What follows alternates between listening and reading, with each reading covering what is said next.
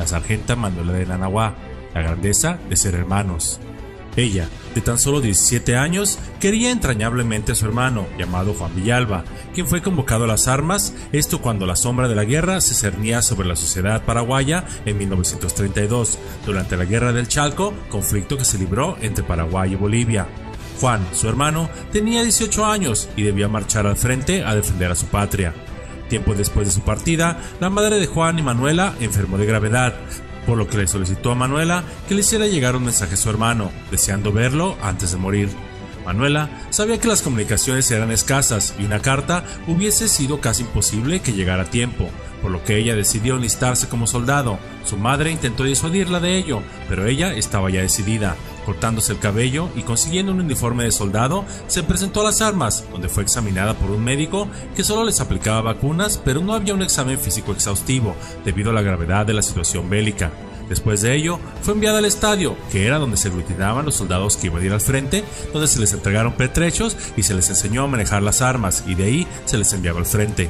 Y así, Manuela, ahora como el soldado Manuel, cumplió con todos los rigores y requisitos de un soldado, en patrullaje, de centinela e incluso en combate, pues participó en varios hechos bélicos, y así llegó finalmente a un lugar conocido como Nanahuá, donde por fin encontró ahí a su hermano, dándole el recado de la madre que decía que deseaba verlo antes de morir. El hermano rechazó la petición, pues no estaba enfermo ni herido, por lo que no podía dejar el teatro de operaciones. Su hermana insistió tanto debido a la gravedad de su madre, diciéndole: ándale hermano, ve a ver a mamá, que terminó convenciéndole. Así, el hermano deserta para ir a ver a su madre, pero en el camino le detuvo una patrulla paraguaya donde le solicitó el comprobante de autorización, lo cual no tenía, y así, considerándole bajo deserción, fue arrestado y llevado a Nanahuá. Juan fue llevado ante un tribunal de guerra, presidido por el coronel de apellido Irrazabal, el cual en caso de deserción y siendo tiempos de guerra, se dictaba el fusilamiento.